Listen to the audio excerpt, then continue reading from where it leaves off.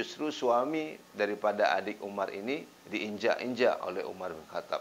Assalamualaikum warahmatullahi wabarakatuh. Semoga kita semua sehat, sejahtera, dan jangan lupa bahagia.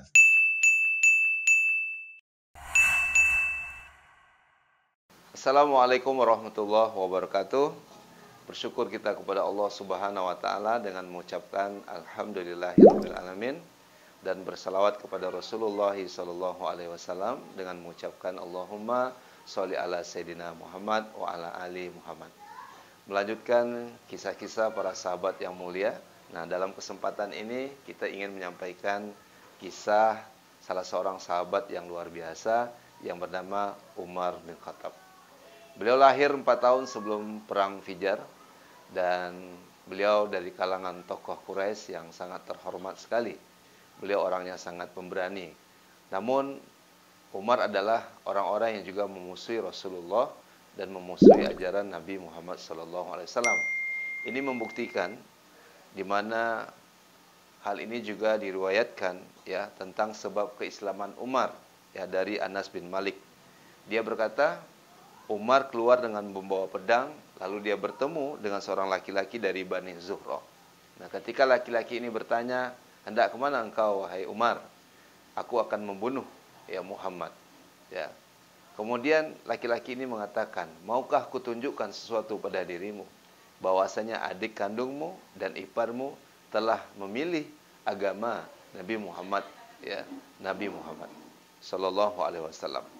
Maka Umar pun kemudian ya, berjalan sambil marah. Yang awalnya itu wajahnya marah. Ketika mendengarkan adiknya masuk Islam, ya iparnya masuk Islam, itu menjadi-jadi raut wajahnya, murkanya, ya, dan luar biasa. Nah, kemudian Umar langsung menuju ke rumah adiknya, ya, ke rumah adiknya tersebut.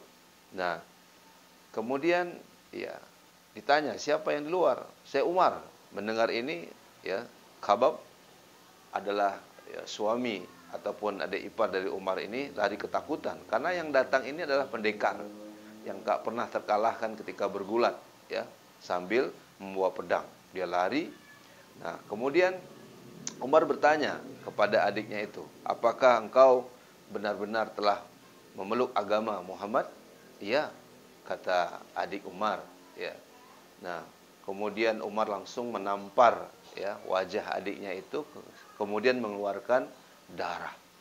Nah, suaminya lalu membelanya. Apa yang terjadi? Justru suami daripada adik Umar ini diinjak-injak oleh Umar bin Khattab. Ya. Dan tak terkalahkan memang Umar ini, ya.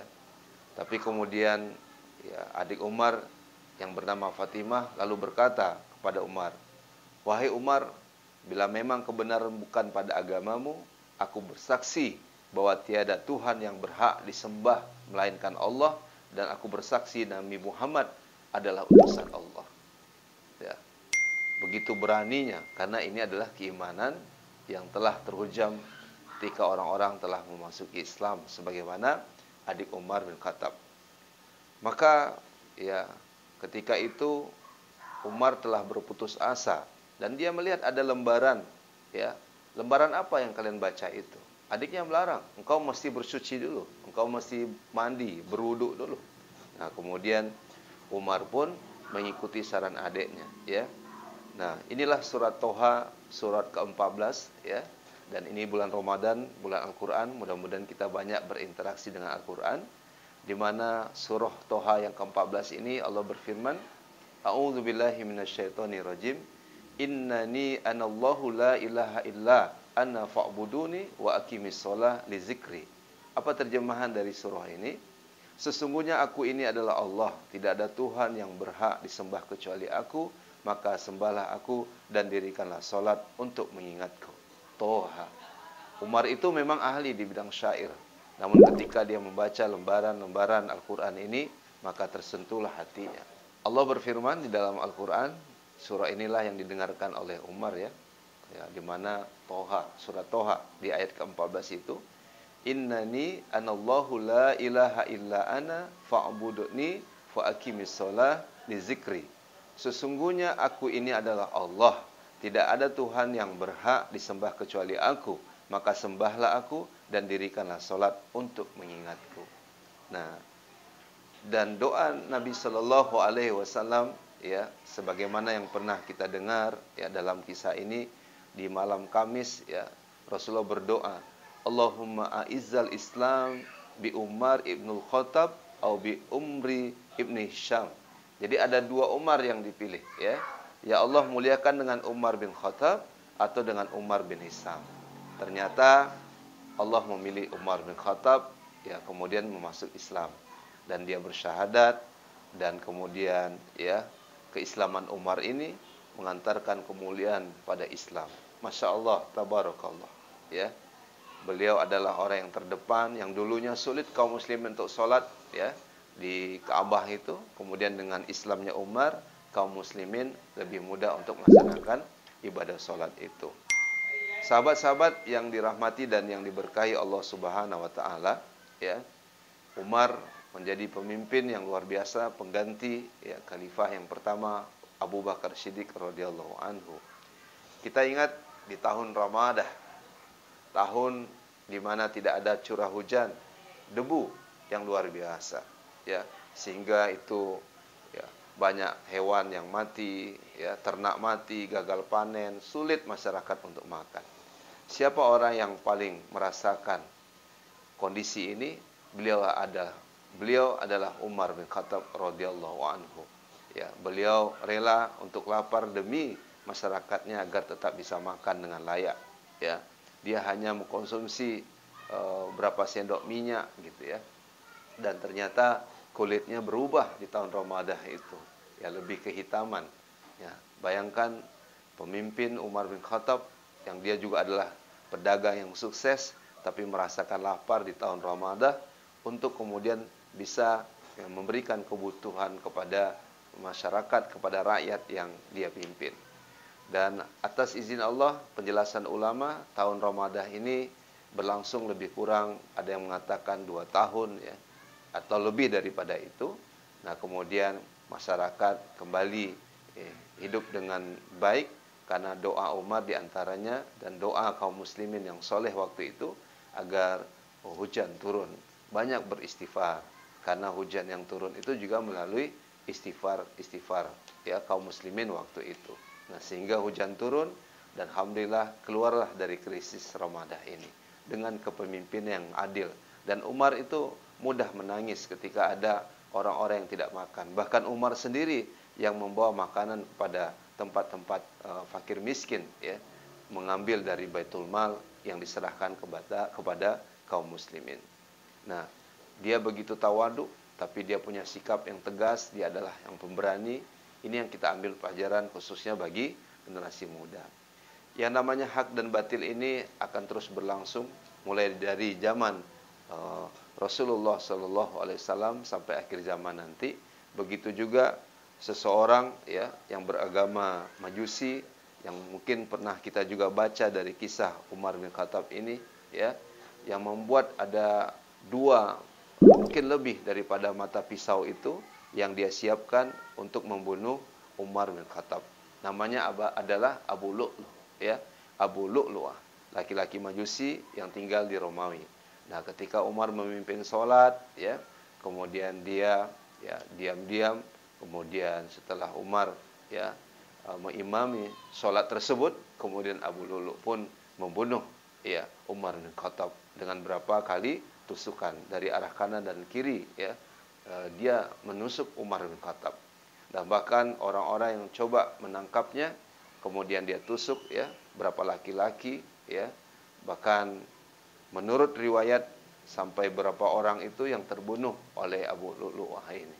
Dan akhirnya ada salah seorang sahabat yang bernama Hattan At-Tamimi kemudian melemparkan topinya, dan Abu Lu'lu'ah ini akhirnya tertangkap karena dia berputus asa.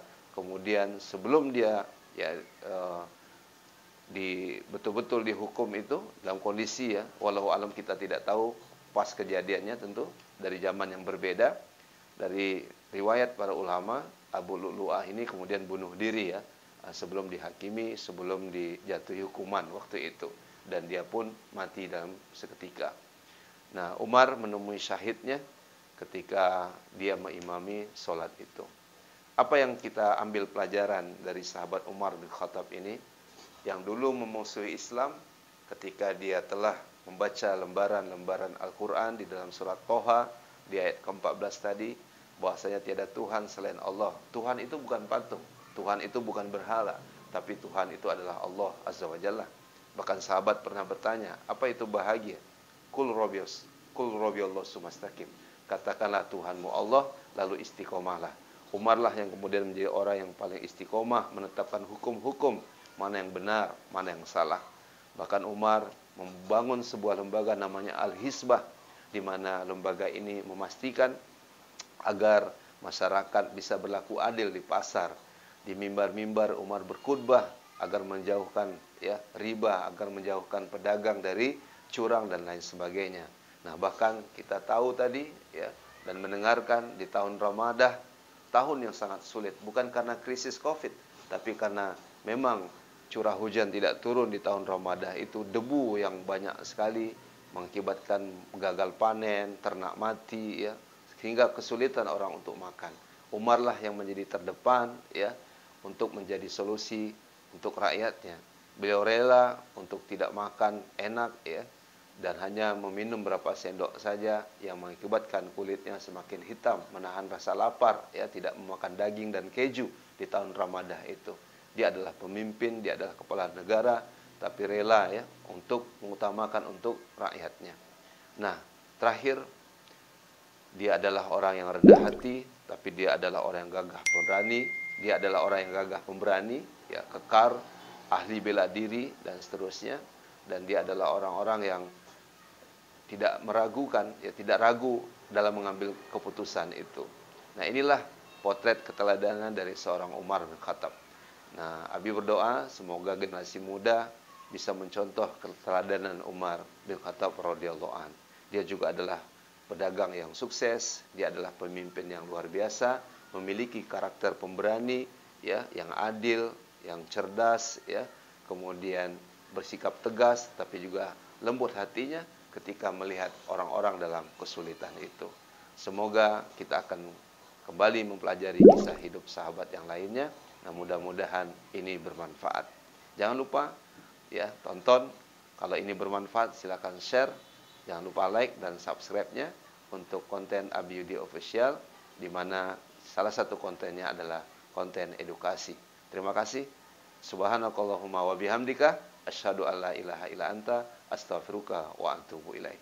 Assalamualaikum warahmatullahi wabarakatuh.